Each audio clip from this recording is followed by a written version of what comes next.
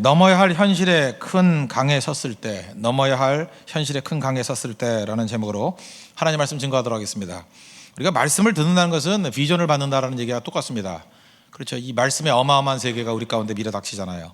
근데 현실은 어떻습니까? 말씀하고 갭이 있습니다. 이게 만만한 게 아니라는 것입니다. 기도할 때는 세상이 다 움직이는 것 같이 보이는데 당장 뭐 취직, 결혼, 뭐 인간관계 작은 거에도 이렇게 걸려 넘어지는 것이 우리 인생이라는 것입니다. 그래서 현실 앞에 힘을 잃고 비틀거릴 때가 있다는 것입니다. 이스라엘 백성들에게서 약속은 무엇입니까? 그 비전은 가나안 땅 다 준다는 거예요. 눈앞에 놓인 현실은 요단강 하나 건너기 힘든, 넘실대는 요단강 건너기 힘든 그런 상황입니다. 우리 인생이 그렇다는 것입니다. 3장 15절 보니까 요단이 몸에 거두는 시기에는 항상 언덕에 넘치더라. 이 물도 그냥 만만한 물이 아니라 막 흘러넘치는 물, 되게 무섭거든요. 그런 것이 우리에게 온다는 것입니다. 그때마다 우리가 이 현실 앞에 놓여 있을 때 약속으로 이기는 성도가 되기 위해서 꼭 붙들어야 될 게 뭐냐, 우리 오늘 그 말씀을 붙들었으면 좋겠습니다. 첫 번째는 표식이 중요하다는 것입니다. 표식. 그래서 4장부터 먼저 좀 봤으면 좋겠어요. 강 건널 때 우리 내용들은 뭐 다 아시죠? 강 건너는 행위보다도 거기서 12지파가 돌 하나씩 집어 오라는 거예요. 그래서 돌멩이로 표식 기념비를 세우라. 그게 여호수아 4장 5절부터 7절까지 말씀입니다. 특별히 6절 보십시오. 이것이 너희 중에 표징이 되리라. 그 다음에 자녀들이 묻는다 그랬죠. 그럴 때 7절, 요단물이 여호와의 언약궤 앞에서 끊어졌나니 곧 언약궤가 요단을 건널 때 요단물이 끊어졌으므로 이 돌들이 이스라엘 자손에게 영원히 기념이 되리라. 그러니까 요단강이 한번 끊어진 게 중요한 게 아니라 그 돌들을 가져와서 그것이 기념비가 되고 표징이 되게 만들었다는 것입니다. 이게 참 중요한 것인데 우리 신앙인의 태도를 보여주고 있습니다. 우리는 돌멩이를 주면 돌멩이 갖고 하는 일이 뭐냐면 벽을 만듭니다. 돌 잘 쌓아가지고 성을 만들고 벽을 쌓습니다. 그리고 뭐라 그래요? 하나님께서 우리에게만 주신 승리다, 이렇게 얘기를 해요. 하나님 주신 돌멩이를 갖고 성을 쌓고 하나님이 우리를 보호해 주시는 것이다, 이렇게 생각하는 방식이 하나 있어요. 그게 율법주의라고요. 그래서 돌이 성벽을 만든다는 건 뭐냐 하면 배제하는 것을 뜻합니다. 배제. 나와 너를 가로막는 거예요. 나누는 거라고요. 그런데 벽을 쌓아라 그러지 아니하고 하나님께서 우리에게 요구하시는 게 뭐냐 하면 돌을 가져다가 표징을 삼으라, 기념비를 세우라. 이게 무슨 얘기입니까? 나한테만 머물러 있는 게 아니라 누구든지 여호와 하나님의 말씀대로 순종하면 요단이 갈라지는 기적을 다 맛볼 수 있다라는 거예요. 그래서 우리에게 중요한 건 그겁니다. 하나님의 은혜를 맛봤죠? 항상 생각하는 게 뭐냐, 나만이 아니고 너도 나처럼 맛볼 수 있다라는 거예요. 우리 한 세대가 하나님의 부흥을 맛봤죠? 거기서 끝나는 게 아니라 너도 그렇게 될 수 있다라는 거예요. 그래서 교회도 한 교회가 제대로 된 예배를 드리면요, 다른 교회들도 이렇게 하면 되는 거야 라는 것을 보여주는 게 표징이라고요. 한 교회에 부흥이 일어나잖아요. 그 다른 교회도 이렇게 하면 너도 돼 라고 하는 부흥이 일어나는 거, 그게 표징이라는 것입니다. 그래서 요단의 기적은 한 번 이례적인 게 아니고 반복 가능한 거라는 거예요. 표징입니다. 그래서 오늘 부제를 인클루시브 그랬죠. 복음의 가장 핵심적인 단어 하나를 만다 그러면 인클루시브, 포괄적인. 절대로 혼자로 머무르는 게 아닙니다. 넘어가는 거예요. 이게 여호수아 4장에서 제일 중요한 개념이라는 것입니다. 복음은 인클루시브하다는 거, 포괄적이라는 거. 이 말을 또 다른 말로 하면 누구에게나 해요. 누구에게나. 신명기 6장에 보면은 그 쉐마라 그러죠. 뭐 들으라 이스라엘. 그러면서 7절 보니까 너희들이 이 말씀을 부지런히 가르치며 집에 앉았을 때든지 길에 걸어갈 때든지 뭐 누워 있을 때든지 일어날 때든지 뭐 가르치라는 거죠. 그다음에 손목에 메고 뭐 기호를 삼고 미간에 붙이고 내 문설주와 바깥문에 기록할지니라. 이게 쉐마거든요. 이스라엘의 국민교육 현장. 그런데 이것이 이스라엘을 어떻게 썼어요? 이 교육을 받는 게 우리만 받는다는 거예요. 그래서 우리가 뭐라는 거예요? 선민, 택한 백성이다. 우리는 선민이고 너희는 아니다. 이건 뭐예요? 하나님 말씀을 가지고 벽을 쌓는 거잖아요. 예수님이 주신 복음의 특징은 무엇입니까?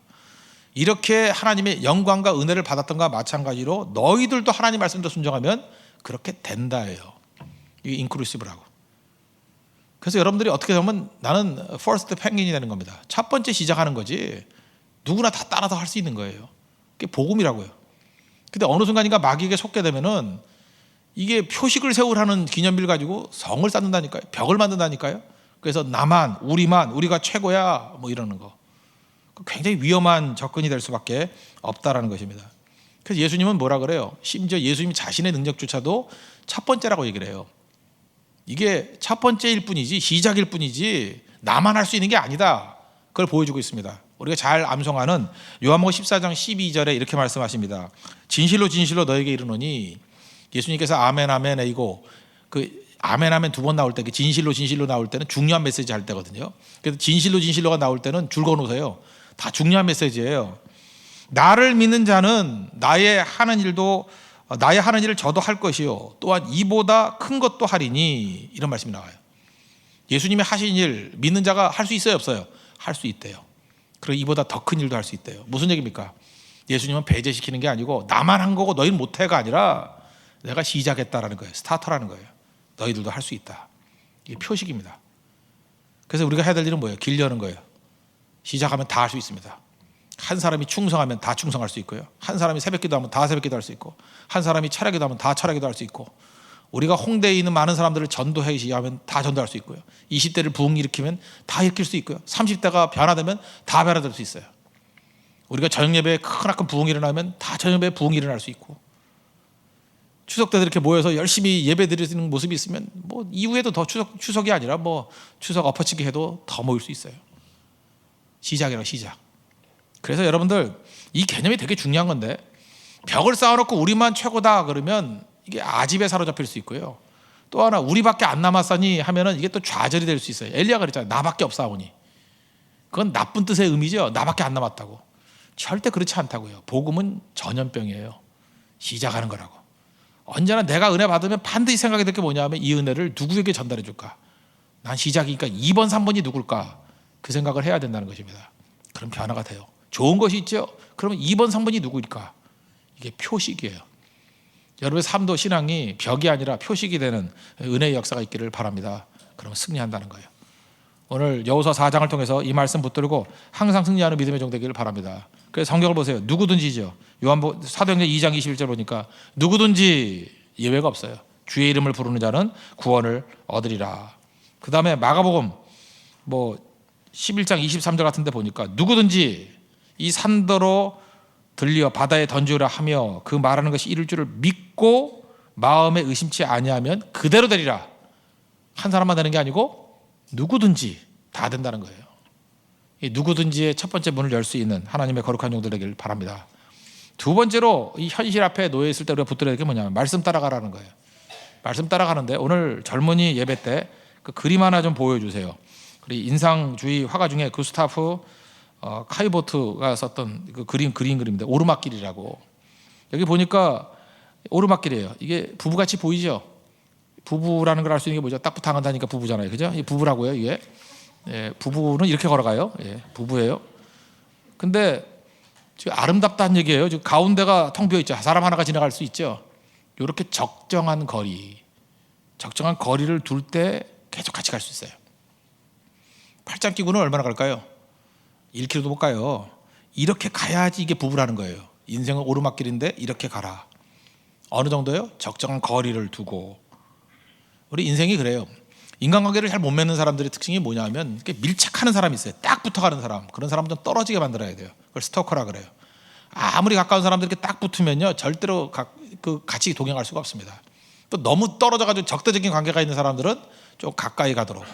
그죠? 그게 인간관계의 가장 중요한 모습이 된다는 것입니다. 똑같은 맥락인데 말씀과 우리도 마찬가지예요. 말씀이 선포되고 기다려야 돼요. 여기 본문을 보니까요, 말씀하고의 거리 그냥 읽어드릴게요. 3장 4절 보니까 너희와 그 사이 거리가 2000규빗쯤 되게 하고, 규빗이라는 게 뭐냐면 손끝에서 팔꿈치까지예요. 대충 사람이 긴 사람도 있고 짧은 사람도 있지만 45cm로 봐요. 45cm로. 그러니까 1000규빗 그러면 얼마예요? 450m. 그러니까 그 2000규빗 그러면은 그 990m, 그러니까 1km 정도예요. 1km 정도 이스라엘 백성도 200만쯤 되잖아요. 근데 이게 언약궤가 가고 한 그 1km 정도 떨어져 있으면 다 보이겠죠, 언약궤가. 멀리 있으니까. 그러니까 바라보고 따라가게 만드는 거예요. 하나님께서 언약궤 붙들고 손 대고 이렇게 가라 하는 게 아니고 1km쯤 거리를 두고 가라는 거예요. 신앙이 뭔지를 보여주고 있는 거죠. 하나님 말씀이 선포가 됐어요. 그리고 말씀 두고 1km쯤 떨어져 놓고 그 말씀을 보고 듣고 자발적으로 따라가는 거예요. 말씀 따라. 그게 신앙이라는 거예요. 반면에 이 보통 이제 이게 사이비 이단 같은 데는 어떻게 하면 말씀하고 밀착하게 만들어요.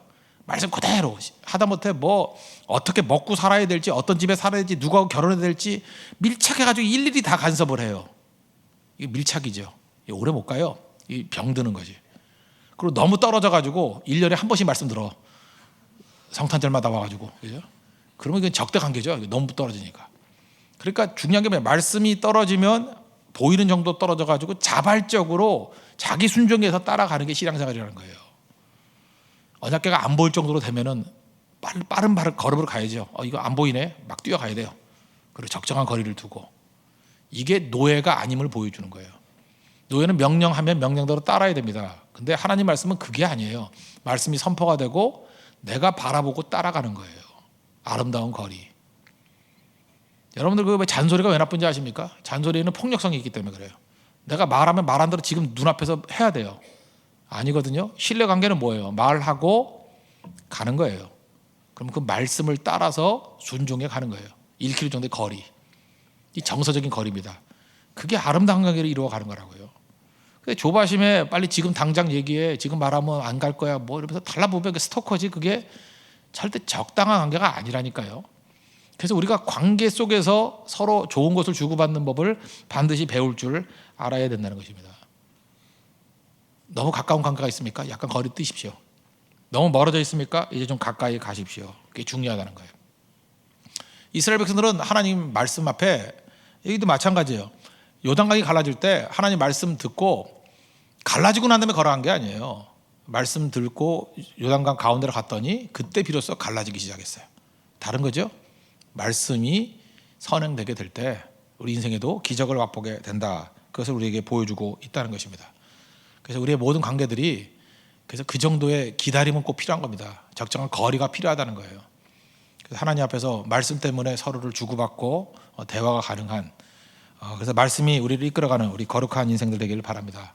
그리고 세 번째 꼭 필요한 게 뭐냐면, 현실 앞에 있을 때 우리가 붙들 게 뭐냐, 최선을 다하라는 것입니다. 다시 3장으로 넘어가시면 3장 1절, 여호수아가 아침에 일찍이 일어나서, 그랬죠, 일찍 깼다, 최선을 다했다, 그런 얘기죠.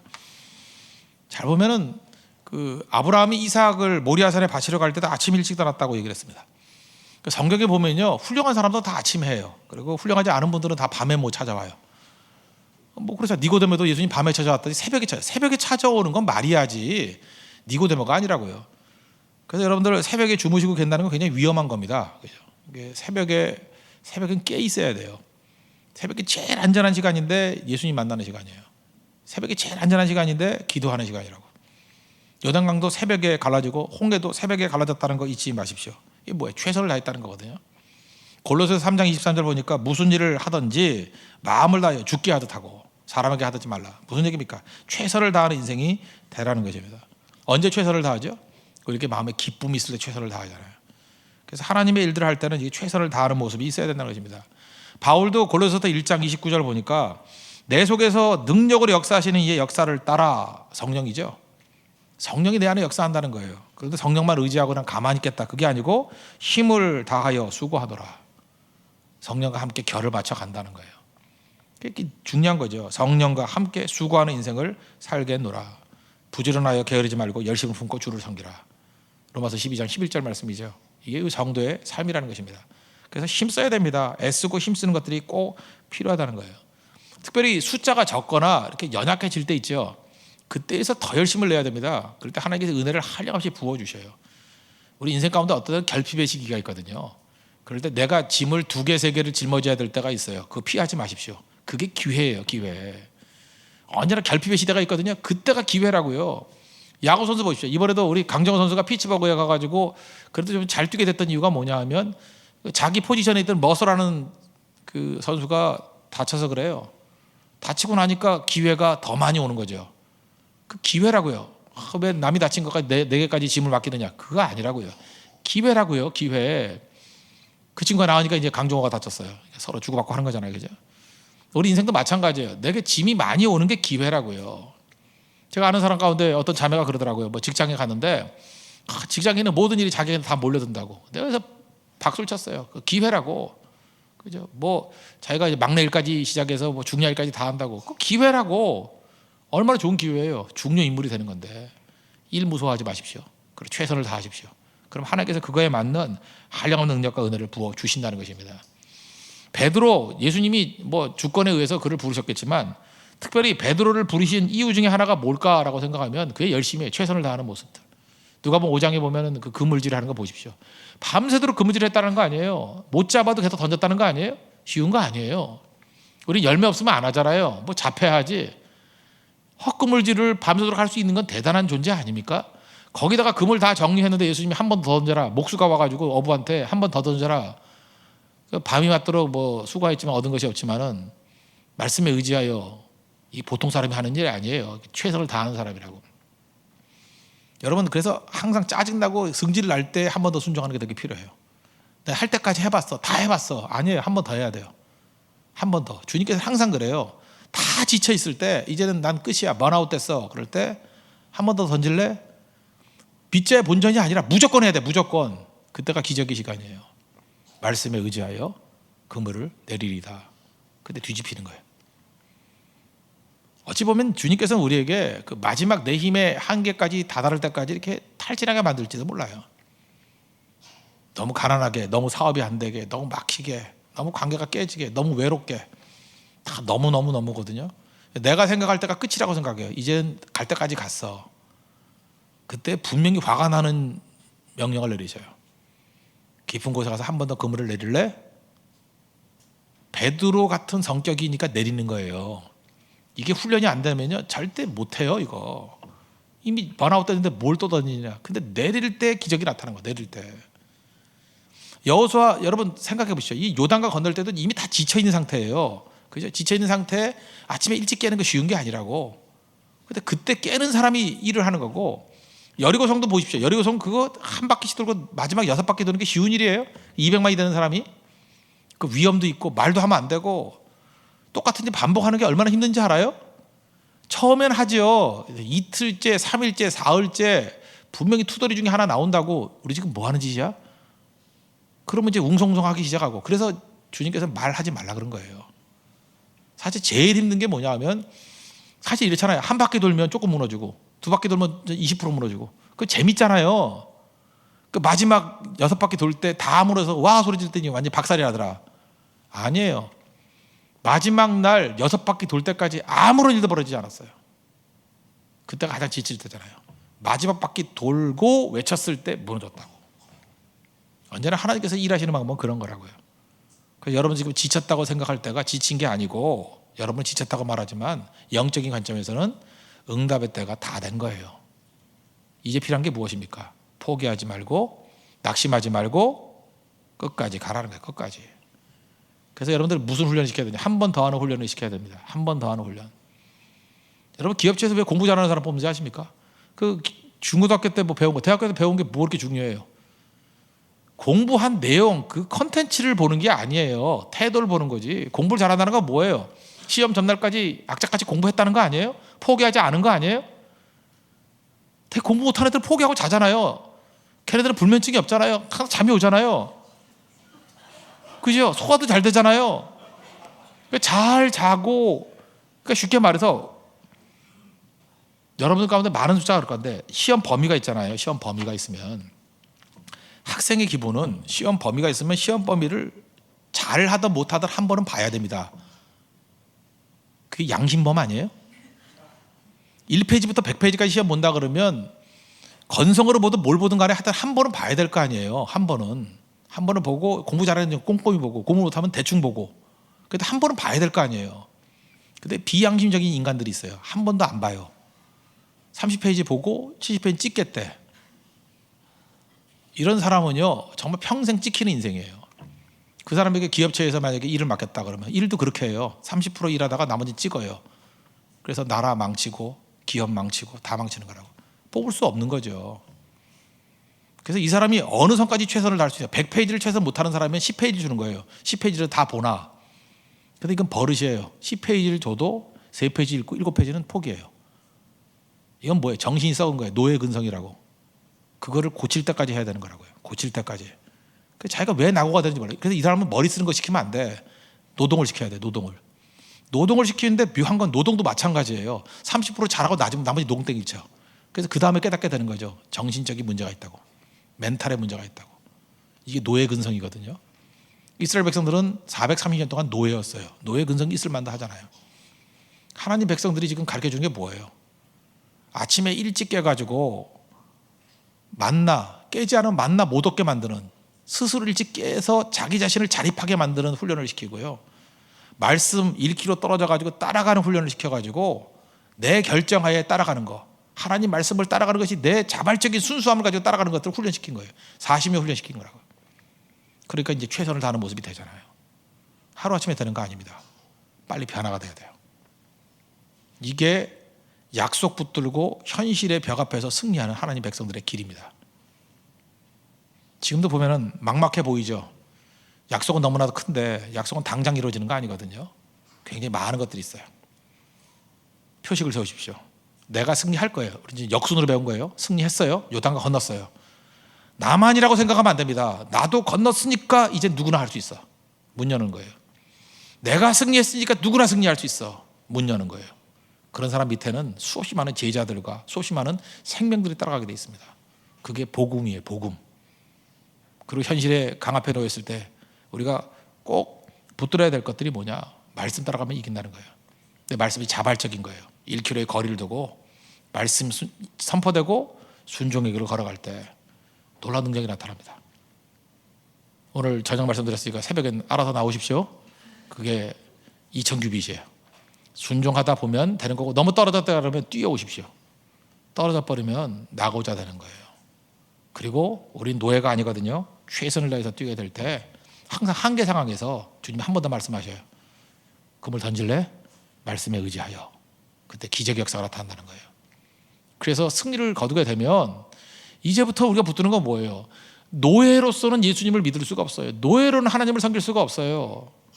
그래서 말씀의 사람이 뭔지를 깨닫게 되는 겁니다.